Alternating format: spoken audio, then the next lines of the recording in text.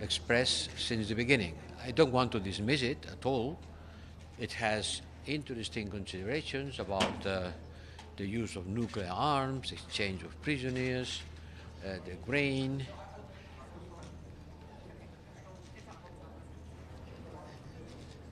We just don't hear you well. I was saying that I want to dismiss it because it has interesting considerations in which one can agree. But in order to be a plan, it should be operationalized. Operationalized. I mean, a plan is not a set of considerations. It's something that you can implement, and how to implement. Certainly, everybody could agree on the need to stop fighting, but under which control and how. So I wouldn't call it a peace plan, but a position paper. And from my point of view, in order to be credible, China should go also to Kiev. When the president of Senegal or the president of Indonesia presented proposals, they went both to Moscow and Kiev. So my advice would be to the Chinese, if they want to be credible and not be considered one-sided, they should go to Kiev also and to talk with President Kuleba, as they did with President Putin, in order to present both points of view.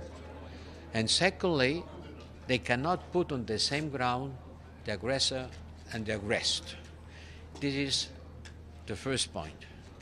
And here at the United Nations, an overwhelming majority of member states clearly asked for the withdrawal of Russian troops, for the cessation of hostilities, and for the respect of the territorial integrity of Ukraine. So let's see now what the Chinese representative will explain us about it, but I want to stress that it is not a peace plan, it is a position paper that deserves to be considered, and in order to be credible, it should be shared with both parts. But are there any points in it that you could find some common ground on to begin finding some sort of real peace plan? Certainly, there are interesting points. As I said, nuclear safety of nuclear stations, not use of nuclear weapons, exchange of prisoners, grain deals. But in order to talk about ceasefire or stop hostilities, one has to be operational. And to put both parts in the same ground is not the right way to talk about it.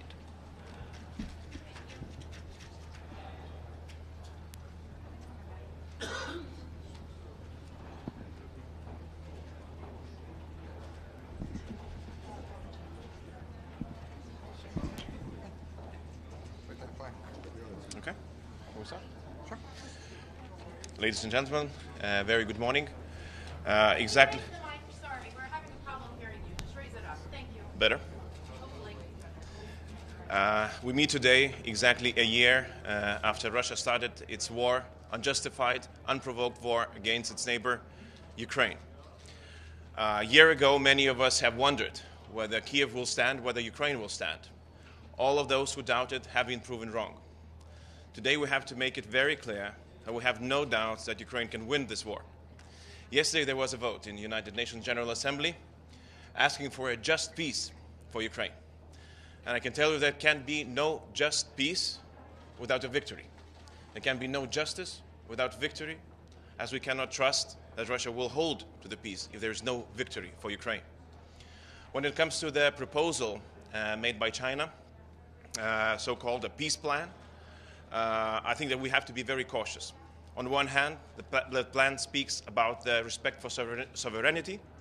On the other hand, it alludes that the country cannot choose its security. It cannot choose the alliances that it needs to take. And it cannot choose to stay sovereign and with full territorial integrity. Therefore, I would not consider that a peace plan. I would consider that as something of a proposal for a new world order, even, where the might is right. I think we need to stick to the plan where right is right. Thank you. Well, ladies and gentlemen, also very good morning. And exactly a year ago, I was in Kiev when the war started. I saw with my own eyes that Ukrainians were ready to fight despite what the experts, what the world was thinking at that point. And a year later, we are in a situation where Ukraine is still fighting. I think that the only way that we can get to the lasting peace is helping Ukraine in any way we can. I think that the next step after yesterday's vote in General Assembly is the need to prepare for accountability vote, for vote on special tribunal on the crime of aggression, and that is something that Latvia is going also to work very hard. Gabrielius already alluded to the 12-point Chinese plan. Let me just say that it is good that China is finally stepping up and working out some kind of proposals. But what I also believe that just peace and the international order can be restored only based on the principles of UN Charter. The Russian troops need to get out of Ukraine, and only then we can start speaking about a just peace. I consider the Chinese proposal as the right step forward when it comes to the greater involvement, but I do consider that it's not reaching far enough when it comes to restoration of territorial integrity. And as Lithuanian Foreign Minister said, the only way how we can proceed is if we are sticking to international law, that we are not trying to compromise in any way with the basic principles of UN charters. And that is something that I see lacking in this 12-point proposal. Every plan, peace plan, which takes not as a precondition a full territorial integrity of Ukraine, a full liberation of Ukrainian territory, is a false plan. Estonia full-heartedly supports President Zelensky's 10-point peace plan. This should be elaborated. And all world people should help Ukraine, should help victim state by giving all the power it needs to self-defense based on UN Charter. And this war has, to the future of world relations, to the world security architecture, a strategical importance. All the Baltic countries have recognized this aggression war as a genocidal act, and I call all the nations on earth to follow this path. This is a genocide having intent to annihilate a European nation and statehood. There should be accountability, and General Assembly should give a mandate to establish a particular tribunal on Russian Federation aggression crime against Ukraine, and Putin should be under that tribunal with his nearest accomplices and not hide under the coverage of immunity. Thank you.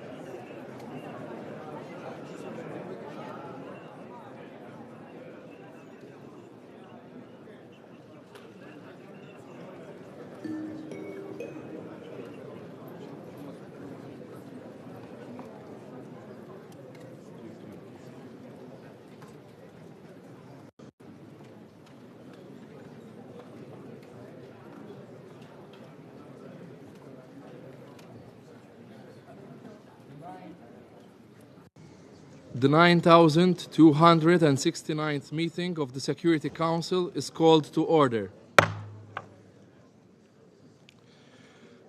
The provisional agenda for this meeting is maintenance of peace and security of Ukraine. The representative of the Russian Federation has asked for the floor to make a statement. I give them the floor. Господин председатель, хотел бы сказать несколько слов по порядку ведения заседания. Хотели бы попросить вас пояснить, на каком основании вы предлагаете дать министру иностранных дел Украины Дмитрию Кулебе слово до того, как выступит член. Мы не имеем ничего против We have nothing against his statement, но в Совете существует but the Council правила, has its rules, которые были установлены which задолго до were того, как established Мальта стала long членом before Совета Malta became president in the Security Council, стала членом Совета became a member rather of вы, the господин Security председатель, Council, должны and me, внести. you, Я хотел бы получить Mr. ответ на этот вопрос. President, could at least provide me with the answer to my question. Thank you. I take note of the points raised by the representative of the Russian Federation. This debate is being held on the one-year anniversary since the beginning of the war in Ukraine, and the presidency sees value in allowing Ukraine's foreign minister take the floor before all the other members of the Council on this occasion as per Rule 33 of Note 507. The representative of the Russian Federation has asked for the floor to make a statement. I give them the floor. Господин председатель, я Mr. хотел бы вас President, предупредить, I would like to что just как warn только вы you сейчас ударите that the молотком, moment you тем самым, put the gavel down, формализовав ваше решение, thus будет создан formalizing your вопиющий decision, you will прецедент, create an когда egregious представителям precedent Украины в Совете where даются representatives of привилегии, в Ukraine которых in the отказывается Council are given the представителям kind of других privilege регионов that мира. is denied to the Я могу representative привести вам of others.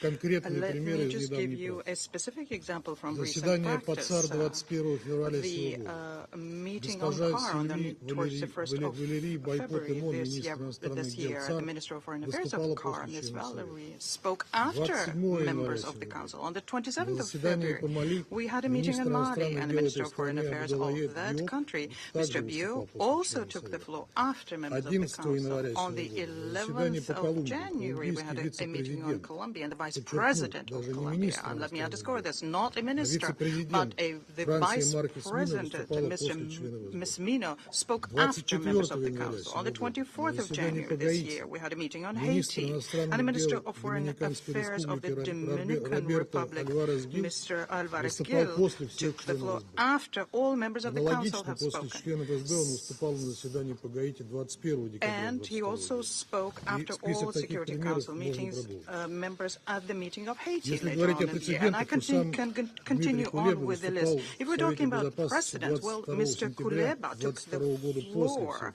on the членов СБ. 22nd of September 2022, Ни and he разу spoke after никто all из members of the западных Council. делегаций There hasn't been не a single предложил case, a заслушать single представителей proposal африканских, from Western delegation to латиноамериканских, give the floor to да и вообще representative of каких-либо других African, регионов, кроме Latin Украины, American, or на any other заседания, countries other которые than непосредственно Ukraine их to затрагивают до того, как give выступят them the члены floor in СБ. meetings which directly affect them, that Вы they speak понимаете, как в глазах before всего members of остального the мира Council. будет Can выглядеть you сегодняшнее ваше решение see дать Дмитрию what Кулебе your привилегированное decision право to provide Mr. выступить в Kuleba начале with a заседания? privileged right to speak at the beginning Еще раз of хочу the подчеркнуть, meeting in не the eyes of the имеем world? ничего против Once выступления again, Дмитрия we Кулебы have как nothing такового и against готовы его выслушать. a statement that will be made by Но Mr. это Kuleba, должно быть such and строго ready to listen to соответствовать it. But this has been done практикой, strictly когда in line with the делегации по правилу practice we 37 have when the выступают после члена delegations Совета. under Rule 37 speak after the members of the Council.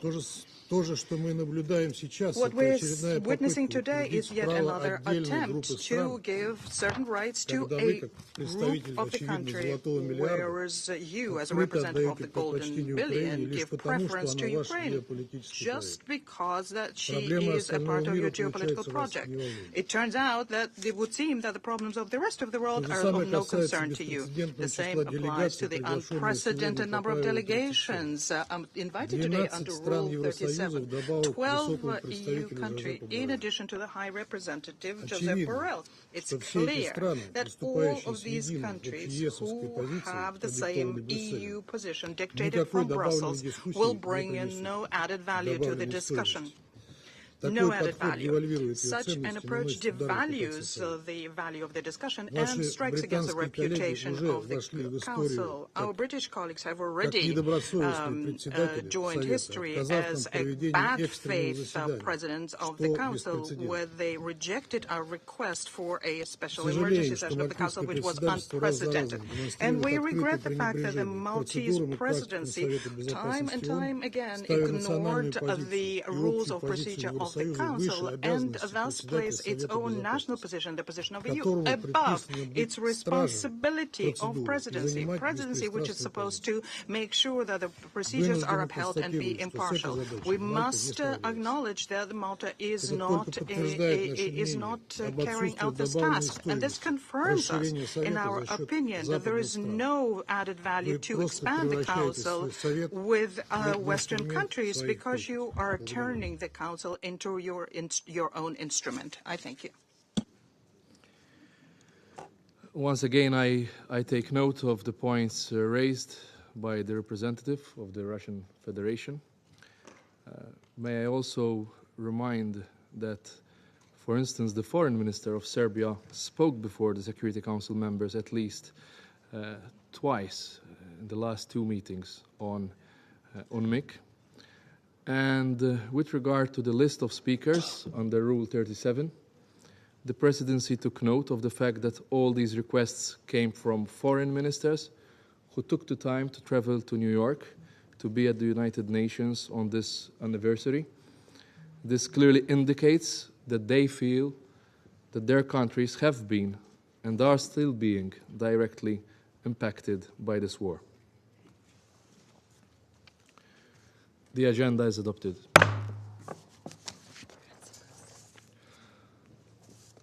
I would like to warmly welcome the Secretary General and the distinguished ministers and other high-level representatives. Your presence today underscores the importance of the subject matter under discussion. In accordance with Rule 37 of the Council's Provisional Rules of Procedure, I invite the representatives of Croatia, Czech, Estonia, Germany, Hungary, Italy, Latvia, Netherlands, North Macedonia, Poland, Republic of Moldova, Romania, Slovakia, Spain, and Ukraine to participate in this meeting. It is so decided. In accordance with Rule 39 of the Council's Provisional Rules of Procedure, I invite His Excellency Mr. Josep Borrell, High Representative of the European Union for Foreign Affairs and Security Policy, to participate in this meeting. It is so decided. The Security Council will now begin its consideration of item 2 of the agenda. And I now give the floor to the Secretary General, His Excellency Mr. Antonio Guterres. Mr. President, Excellencies, the purposes and principles embedded in the United Nations Charter are not a matter of convenience. They are not merely words on paper. They are at the core of who we are, and they reflect the driving mission of our United Nations. And they exist precisely to address any grievance, whatever it may be. 1 year ago, I sat in this Council and urged, and I quote, "In the name of humanity, do not allow to start in Europe what could be the worst war since the beginning of the century, with consequences not only devastating for Ukraine, not only tragic for the Russian Federation, but with an impact we cannot even foresee in relation to the consequences for the global economy." End of quote. I said then that we must give peace a chance, but peace has had no chance. War has ruled the day. The Russian invasion of Ukraine is a blatant violation of the United Nations Charter and international law. It has unleashed widespread deaths, destruction, and displacement. Attacks on civilian and civilian infrastructure have caused many casualties and terrible suffering. The Office of the High Commissioner for Human Rights has documented dozens of cases of conflict-related sexual violence against men, women, and girls, and serious violations of international humanitarian and human rights law against prisoners of war, and hundreds of cases of enforced disappearances and arbitrary detentions of civilians were also documented. Mr. President, life is a living hell for the people of Ukraine. An estimated 17.6 million people, nearly 40% of the population of Ukraine, require humanitarian assistance and protection. The crisis has erased 30% of pre-war jobs. The World Food Programme estimates that nearly 40% of Ukrainians are unable to afford or access enough food. And the war has sparked a displacement crisis not seen in Europe in decades. More than 8 million Ukrainian refugees have been recorded across Europe, in addition to an estimated 5.4 million who have been internally displaced. More than half of all Ukrainian children have been forced from their homes, with unaccompanied and separated children facing grave risks of violence, abuse, and exploitation. Vital infrastructure is under fire.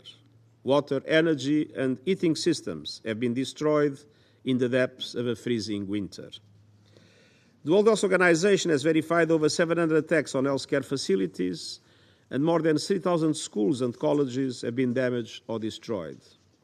Millions of students have had their education severely disrupted. Less measurable, but no less important, is the devastating impact of months of displacement and bombardment on the mental health of Ukrainians. Nearly 10 million people, including 7.8 million children, are at risk of acute post-traumatic stress disorder. And make no mistake, the Russian Federation is also suffering the deadly consequences.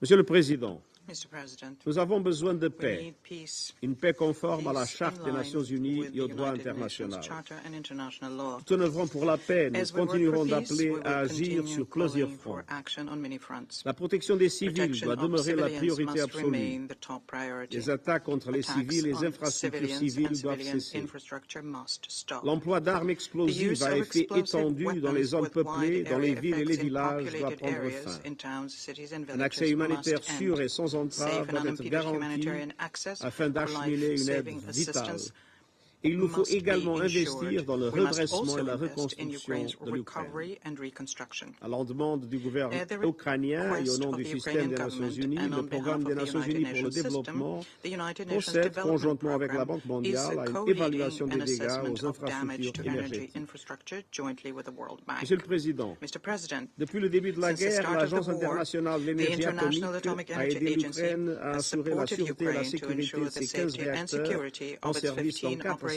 centrales reactors nucléaires, at dont la 4 plus grande nuclear centrale nucléaire plants, d'Europe, à including Zaporizhia. Europe's largest nuclear power Nous plant in continuons d'exhorter Zaporizhia. toutes les parties à We continue s'entendre to et à urge mettre en all œuvre parties to rapidement swiftly une agree zone de and sûreté et de implement sécurité a nuclear nucléaire à la centrale safety and nucléaire de security Zaporizhia protection zone at afin the Zaporizhia d'éviter un nuclear grave power accident plant qui pourrait to avoir des avoid a serious conséquences accident with catastrophiques. potentially disastrous Les consequences. menaces à peine voilées de recours à l'arme Barely veiled nucléaire dans le threats cadre to du use conflit nuclear ont weapons fait in the grimper le context risque of the nucléaire à un niveau conflict jamais have vu depuis spiked les jours les nuclear plus sombres risks de la to guerre levels froide not seen et since ces the menaces darkest sont days of the Cold inacceptables. War. These threats are unacceptable. Mr. President, progress continues to be made under the Black Sea Grain Initiative, an agreement brokered with the parties by the United Nations and the government of Turkey.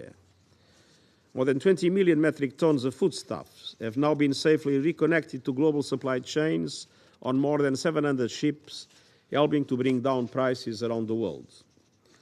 I want to underscore the importance of all parties remaining engaged in this initiative and reiterate our call for it to be extended beyond March 2023. And the United Nations is firmly committed to working to remove remaining obstacles to Russian food and fertilizer exports, including ammonia. These exports are essential to our broader efforts to bring down prices and ease food insecurity around the globe. Both efforts demonstrate that international cooperation is essential, valuable and possible, even in the midst of conflict. Mr. President, over the past year, this Council has held more than 40 debates on Ukraine. The Ghanaians are talking now, but in the end, we all know that the path of diplomacy and accountability is the road to a just and sustainable peace. Peace in line with the UN Charter, international law, and yesterday's resolution of the General Assembly. We must prevent further escalation. We must all encourage every meaningful effort to end the bloodshed and, at long last, give peace a chance. Thank you. I thank the Secretary General for his briefing, and I now give the floor to His Excellency, Mr. Dmytro Kuleba, Minister of Foreign Affairs of Ukraine. Mr. President, distinguished members of the Security Council, Secretary General, first of all, I would like to thank the Presidency of Malta for convening this important meeting. The General Assembly has just passed a resolution on the principles of comprehensive, just, and lasting peace in Ukraine. 141 member states took the side of the UN Charter, while 7 took the side of Russia. No additional explanations are required here. The resolution follows the logic of President Zelensky's peace formula. The goal of this 10-point plan is to restore respect for Ukraine's sovereignty and territorial integrity within its internationally recognized borders, in full compliance with the UN Charter that we all have committed to respect and uphold. To make it short, the goal of the plan is to get Russia out of Ukraine and make the world a safer place. Obviously, any new peace proposals should now be aligned with demands set forth by the resolution. We invite all countries from every corner of the world to facilitate implementation of the resolution and the peace formula. We need to act jointly and quickly. To ensure nuclear safety and security, by forcing Russia to withdraw from the illegally occupied Zaporizhzhia nuclear power plant and stopping missile attacks that endanger nuclear power plants across the territory of Ukraine. To avoid the threat of hunger, by furthering the Black Sea Grain Initiative and countering Russian efforts to undermine it, as well as by developing our Grain from Ukraine initiative. To prevent an energy crisis which will require the cessation of Russian missile terror against critical infrastructure of Ukraine. To protect the environment, as the Russian shelling that burned millions of hectares of Ukrainian forests threatens our efforts to counter global warming. But first and foremost, people must be saved. Their lives and their rights are at the center of our struggle for peace. The magnitude of the humanitarian crisis brought on by Russia's aggression against Ukraine cannot be overstated. I would like to highlight here only one of numerous horrendous facts. Russia is now implementing in Ukraine probably the largest instance of state-sponsored kidnapping of children in history of our modern world. Dear members of the Council, Ukraine will resist, as it has done so far, and Ukraine will win. Putin is going to lose much sooner than he thinks. Here is what Russian officials and servicemen have to know. You think you would get away with what you did? No. You will end up on trial. You will be testifying how strongly you were opposed to the aggression and how you just followed orders. You think that the world will get tired of supporting Ukraine? The support will only get stronger. You think that Ukraine will eventually tire of defending itself? The more and the longer you will keep attacking Ukraine, the more resolve we will have and the more humiliating your defeat will be. Dear colleagues, Russian propaganda has fabricated this hypocritical narrative that supplying Ukraine with weapons fuels the war. Ukraine indeed needs weapons, just as a firefighter needs water to extinguish a fire. The fire that is destroying your home and killing innocent people. The sooner and the more we get, the sooner the fire will be extinguished. Arming a country that defends itself from the aggression is absolutely legitimate and is an act of defending the UN Charter. On the contrary, helping an aggressor is illegitimate and defies the Charter. Any supply of weapons or military equipment to Russia means complicity in the trampling of the UN Charter. If you give weapons to Russia, you commit a crime. In the short term, Ukraine needs to restore its sovereignty and territorial integrity within its internationally recognized borders. And in the long run, justice must be served. The Nuremberg International Military Tribunal's verdict was crystal clear. War of aggression is not only a war crime. It is the supreme international crime, distinguishing itself from other war crimes only in that it contains the accumulated evil of the whole. This is why we call for the establishment of the special tribunal with specific jurisdiction over the crime of aggression against Ukraine and the ability to deal with personal immunities of principal perpetrators of this crime. The geography of Russian crimes against international peace and security goes far beyond the borders of Ukraine and reaches Africa, Asia, and the Middle East. Russia not only incites conflicts, but also systemically obstructs UN Security Council decisions needed to resolve them. Today, Russia argued that this council is overly focused on Ukraine and ignores problems of the rest of the world. Let us all remember the truth. Russia is the problem of the world. I opened the UN Charter that I have here in front of me, and I do not see the words, member states can attack other member states at their will, end of quote.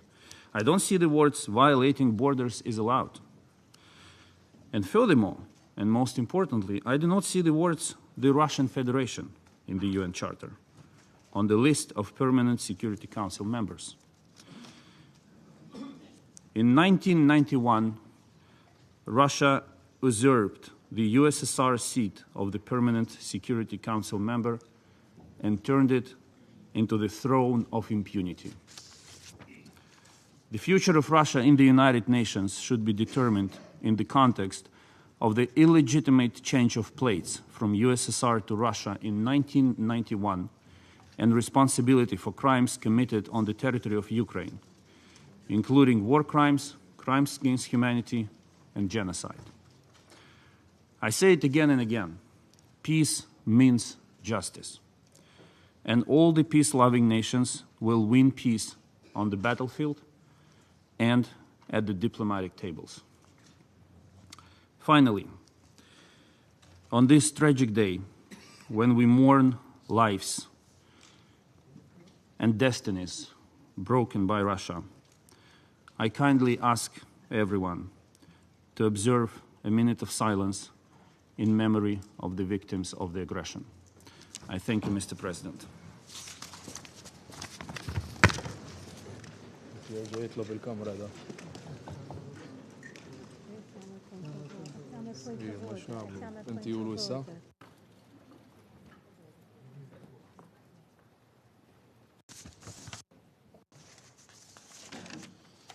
The representative of the Russian Federation has asked for the floor to make a statement. Господин председатель, мы встаем, чтобы почтить память всех жертв произошедшего на Украине, начиная с 2014 года. Всех погибших, любая жизнь бесценна. Поэтому мы встаем в память о всех этих людях.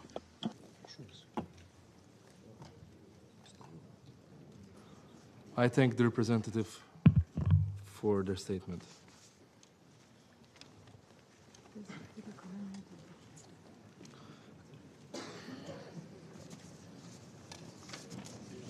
Can you write?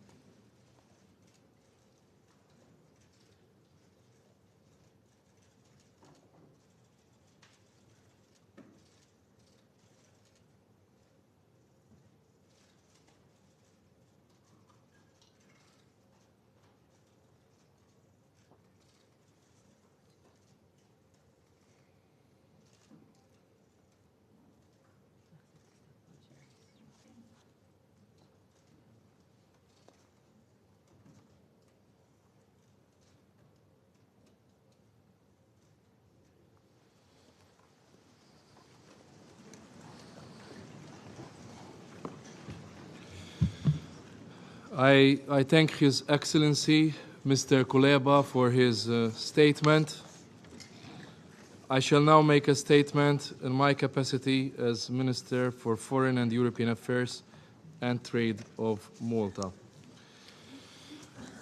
I begin by thanking Secretary General Guterres for his briefing and Minister Kuleba for his statement. Excellencies, we have convened to mark 1 year since the Russian Federation launched its aggression against Ukraine. This brutal, unprovoked, and unjustified war is a blatant violation of the United Nations Charter and international law. It has brought immense suffering, destruction, and misery on Ukraine and its population. The war is also a stain on the very principles that we here are bound to uphold. It has also compounded the global food and energy crisis, further adding to the already difficult humanitarian situations being experienced by vulnerable countries and populations around the globe. At the outset, I reiterate that every state has the sovereign right to self-determination, including the choice of its own destiny, in order to ensure its safety and security. Over the past 12 months, Ukrainians have shown incredible courage and resilience by defending not solely their right to exist in the face of a brutal military aggression, but also the values and principles underpinning the international rules-based order. Over the past year, various UN and international mechanisms have provided evidence of indiscriminate killings of civilians, attacks on civilian infrastructure, torture, and other forms of cruel, inhumane, and degrading treatment, sexual and gender-based violence, abductions, and forcible deportation of children. Such actions constitute serious violations of international human rights law and international humanitarian law, and are a grave breach of the Fourth Geneva Convention. These children must be returned to their families or legal guardians without delay. The tragic impact of these transfers and deportations on Ukrainian children will be felt for generations to come. We must redouble our efforts to ensure accountability for violations of the UN Charter and international law, including international humanitarian law and human rights law. This must include justice for victims of atrocity crimes and sexual violence. Perpetrators must be brought to justice and held to account without delay. We therefore welcome the important work being carried out by the Independent International Commission of Inquiry on Ukraine. We also reaffirm our support for the mechanisms that are working in this fight against impunity. We stand with the prosecutor of the International Criminal Court in his investigations and continue to consider ways to ensure accountability for the crime of aggression. We also call on the Russian Federation to respect the ruling of the International Court of Justice ordering an immediate suspension of military operations. On this occasion, I must also express our deep concern with regard to nuclear safety in Ukraine. Shelling in and around nuclear power plants in Ukraine, including Zaporizhzhia nuclear power plant, constitutes a grave environmental and health threat and a serious risk to international peace and security. Such actions can lead to a grave humanitarian and environmental catastrophe with long-term repercussions. In the context of a deteriorating global non-proliferation architecture, any declarations by Russia suggesting that the possible use of nuclear weapons is in any way justified are unacceptable. Such rhetoric only leads to uncertainty, further undermines trust between parties, and only serves as a means to escalate the conflict and heighten tensions. This aggression also had serious repercussions on the rules-based international order that we have all agreed to. As members of the international community, our collective security depends on these common principles underpinned by the notion that might is not right. No state or power has the right to redraw borders in accordance to its geopolitical interests. Malta reaffirms its full support for Ukraine's independence, sovereignty, and territorial integrity.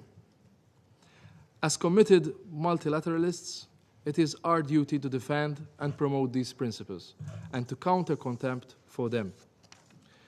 In closing, as a member of the Security Council, Malta will continue to support all efforts to address the consequences of Russia's aggression. We also reiterate that the only step towards a lasting peace would be for Russia to immediately cease all hostilities and to unconditionally, completely withdraw all of its forces and military equipment from the entire territory of Ukraine within its internationally recognized borders. I resume my function as President of the Council. And I now give the floor to His Excellency, Mr. Antony Blinken, Secretary of State of the United States of America. Mr. President, Mr. Secretary General, fellow Council members, 1 year and 1 week ago, on February 17th, 2022, I warned this Council that Russia was planning to invade Ukraine. I said that Russia would manufacture a pretext and then use missiles, tanks, soldiers, cyber attacks to strike pre-identified targets, including Kyiv, with the aim of toppling Ukraine's democratically elected government. Russia's representative, the same representative who will speak today, called these, and I quote, groundless accusations. 7 days later, on February 24th, 2022, Russia launched its full-scale invasion. Due to fierce resistance by Ukraine's defenders, President Putin failed in his primary objective to conquer Ukraine, end its existence as an independent country, and absorb it into Russia. Then, he dusted off his Crimea playbook from 2014.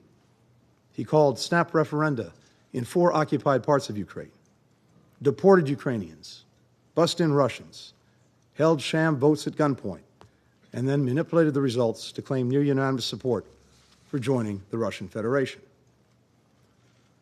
When President Putin couldn't break the Ukrainian military, he intensified efforts to break Ukrainian spirit.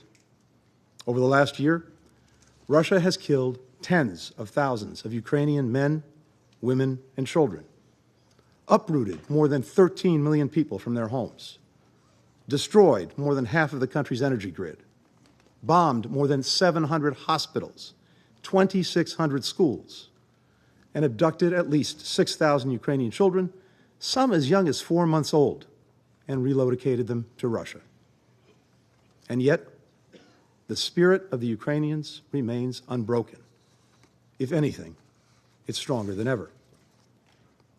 When Ukraine launched a counteroffensive that retook large swaths of its territory, President Putin conscripted an additional 300,000 men, throwing more and more of Russia's young people into a meat grinder of his own making. And he unleashed the Wagner Group, mercenaries who have committed atrocities from Africa to the Middle East and now in Ukraine. Of course, that's not the whole story of the last year. There's also the story of Ukraine's people. Vastly outnumbered, they have fought bravely to defend their nation, their freedom, the right to determine their own future. And they've demonstrated inspiring unity in helping one another endure Moscow's relentless assault. Teachers and community members give classes in bunkers to children. City workers improvise patches to restore heat and power and water to residents. Neighbors set up soup kitchens to feed the hungry. There's also the story of how the international community has come together. The vast majority of member states have voted multiple times to condemn Russia's violations of the UN Charter and reject its illegal attempt to seize Ukrainian territory. Yesterday, 141 countries voted in the General Assembly for a resolution that reaffirms the core principles of sovereignty and territorial integrity, denounces Russia's atrocities, expresses support for a just and comprehensive peace in accordance with the United Nations Charter. When President Putin tried to weaponize hunger, exploiting the worst global food crisis since the creation of the UN, the international community responded swiftly. Since the United States chaired a food security meeting last May, more than 100 countries have signed on to a set of concrete commitments to alleviate hunger. Thanks in large part to the Secretary General, Guterres, and Turkey, the Black Sea Grain Initiative loosened Russia's stranglehold on Ukraine's ports and brought down the cost of grain for the world. Now, as Moscow again tries to throttle its output, we have to ensure that that initiative is extended and expanded. When President Putin tried to weaponize energy, we redirected natural gas supplies from across the world so that countries Russia targeted could keep their people warm in the winter. And Europe took extraordinary steps to end its dependence on Russian energy. No country has endured greater hardship from Russia's war than Ukraine. But almost every country has felt the pain. And yet, nations around the world continue to stand with Ukraine. Because we all recognize that if we abandon Ukraine, we abandon the UN Charter itself and the principles and rules that make all countries safer and more secure. No seizing land by force. No erasing another country's borders. No targeting civilians in war. No wars of aggression. If we do not defend these basic principles, we invite a world in which might makes right, the strong dominate the weak.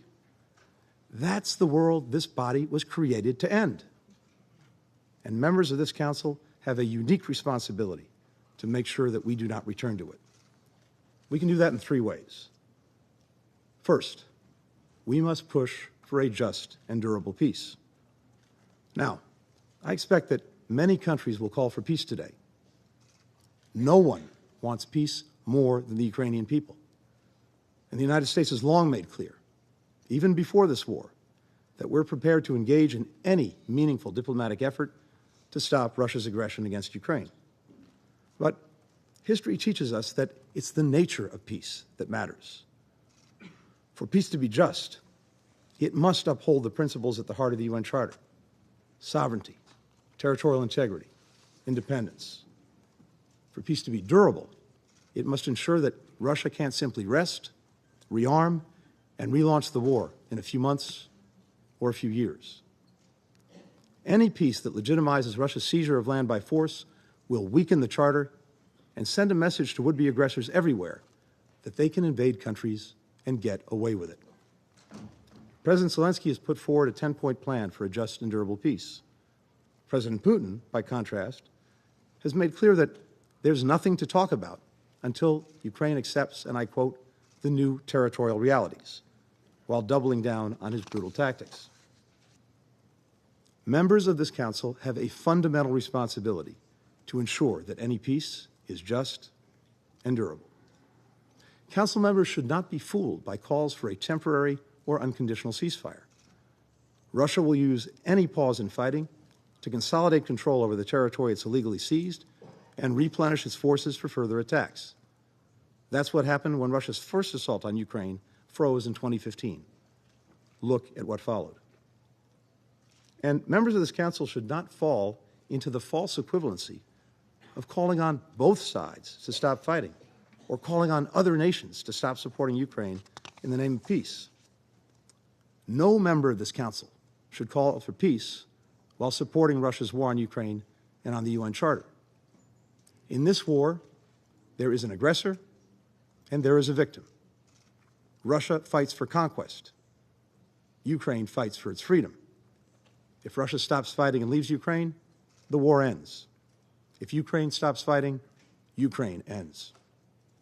The fact remains, one man, Vladimir Putin, started this war.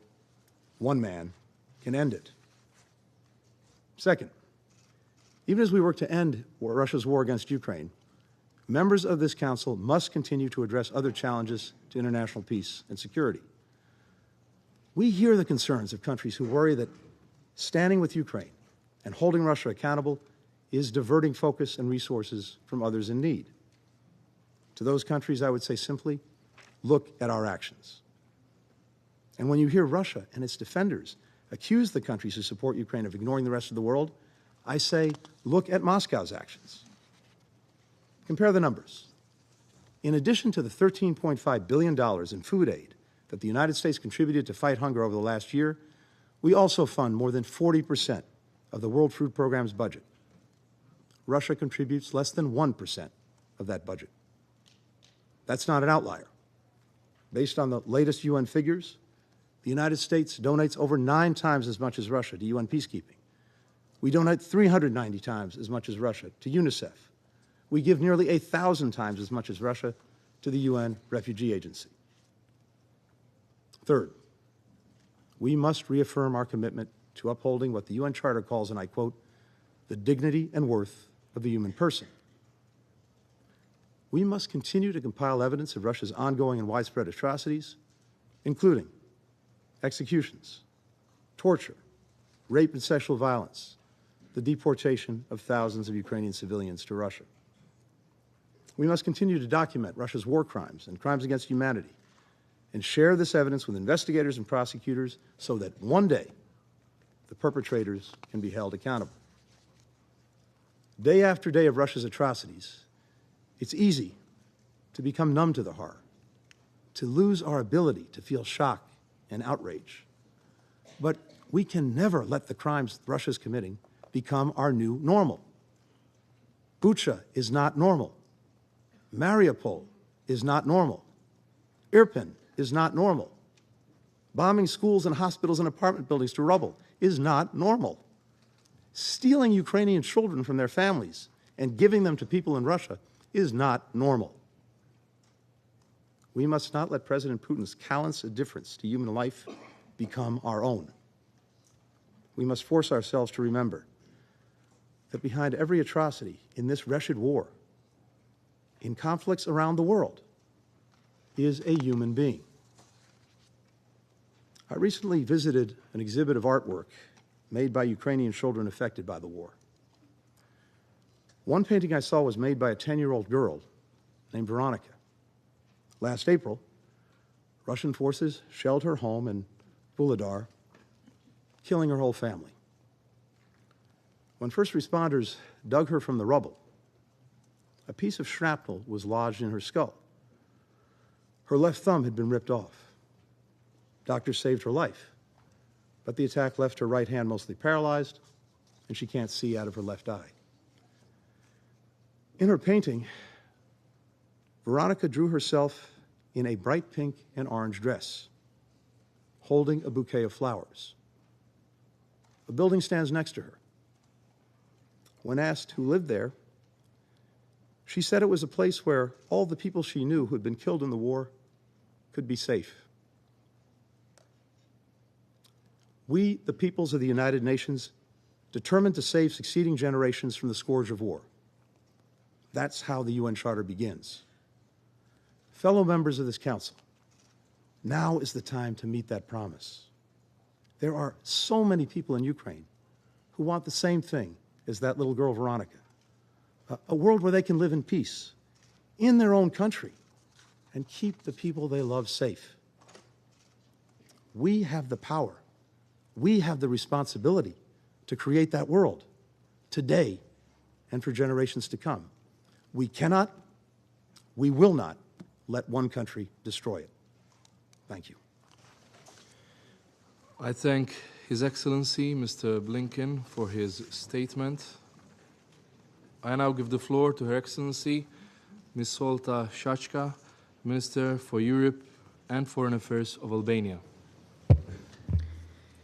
Mr. President, Mr. Secretary General, distinguished members of the Council, let me start by thanking Malta for organizing this meeting and new Minister for chairing it. We are grateful to the Secretary General for his powerful words and also for his continued genuine efforts to end the war in Ukraine and, above all, for his moral clarity during this unprecedented crisis. Colleagues, this is a tragic anniversary. There is nothing to celebrate, rather everything to regret. But still there is one crucial thing to note and never forget. Out of a disastrous war and its terrible consequences, we've seen a world remarkably united in condemning a war of choice, in refusing territorial annexation by force, in upholding the international law, and in defending the UN Charter. Again, yesterday, 141 member states from all corners of the world confirmed with a resounding voice that they do not want a world according to Russia, but a world according to the UN Charter. But they want peace, a just peace for Ukraine and its people, in line with President Zelensky's peace plan. Colleagues, 1 year ago, Russian troops rushed across the borders of Ukraine and Russian missiles filled its sky, unleashing the brutal war that continues to this hour. With Russia, what Russia started on this very day last year has been cataclysmic for Ukraine, earth-shattering for Europe, history-shaping for the world. Thousands of civilians have lost their lives, millions of children have lost their schools, countless people have lost their homes, millions more have been displaced, and the damage to the infrastructure and economy of Ukraine is simply unfathomable. Millions around the world, especially the poorest and most vulnerable, have suffered greatly because of the global ripple effects, especially in the spike of food crisis. Throughout the year, the world has witnessed with dismay, has verified and documented despicable crimes, executions, rape, pillaging, torture, deportation of children, war crimes and crimes against humanity committed by the invader. We have witnessed thousands of convicts being pressed into service and used as cannon fodder in the ranks of the Wagner Group, a murderous machine with a notorious footprint in other parts of the world. And the most appalling of all of it is that an unjust, illegal, and unprovoked war of aggression against an innocent country and people is perpetrated by a permanent member of the Council who bears a special responsibility for guaranteeing peace and security and for upholding the UN Charter and international law. Instead, it has chosen to behave like a rogue state, going against the law, against the rules, against the world. The truth is that despite everything, Ukraine is still here. Its people are suffering but fighting, resisting bravely in defending their land, their freedom, their future. And they are not alone. Their fight is also the fight of everyone who aspires for peace. And I have to echo, and I strongly agree with Minister Kuleba, that peace means justice. Mr. President, Russian leaders like to talk about history and their country's role in it. And Russia, of course, has much to be proud of during its history.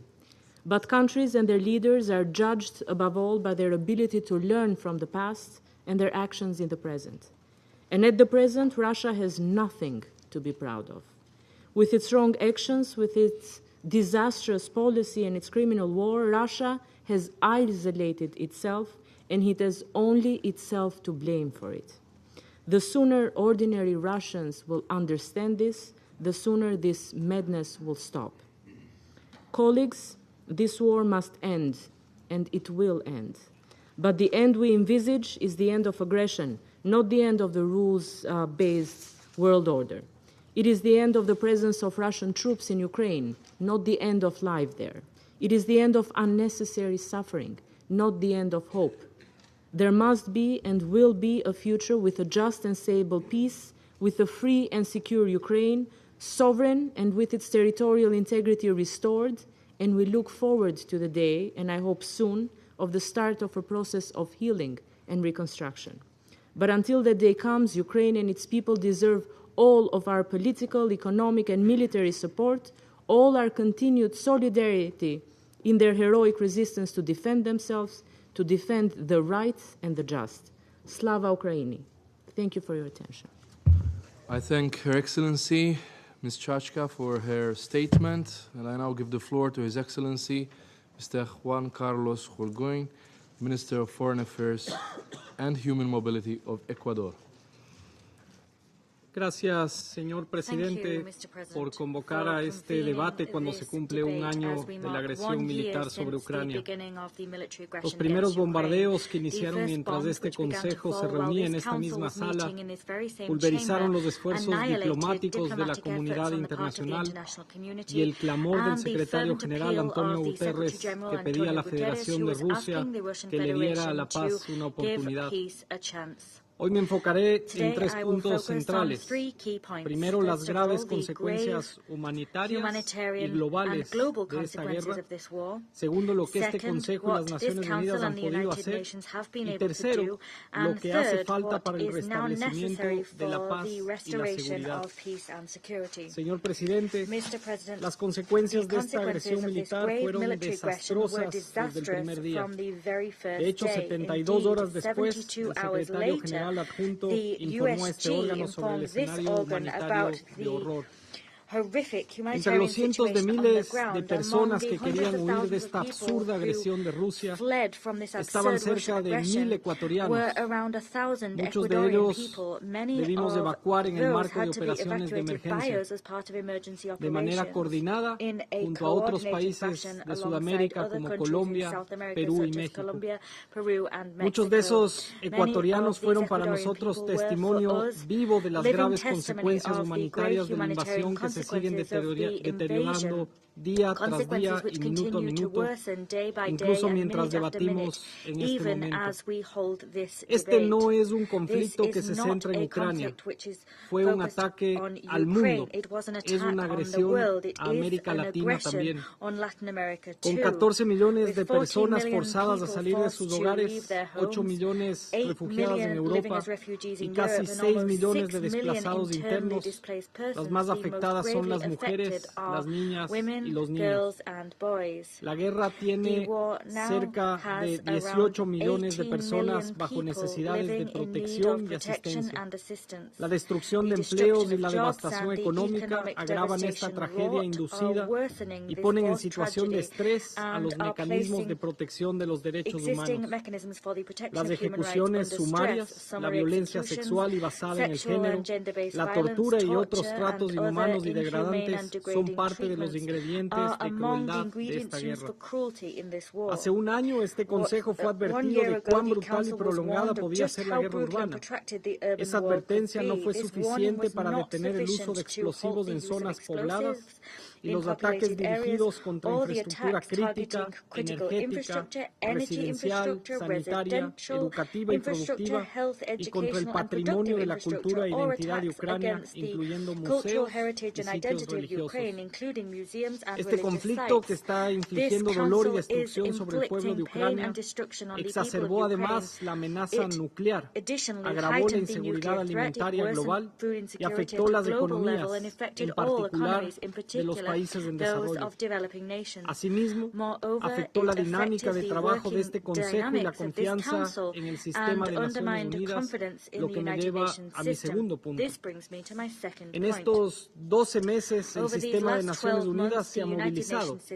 El Consejo de Seguridad se ha reunido por lo menos 40 veces para considerar la situación en Ucrania, cuyo presidente incluso ha podido participar por medios telemáticos.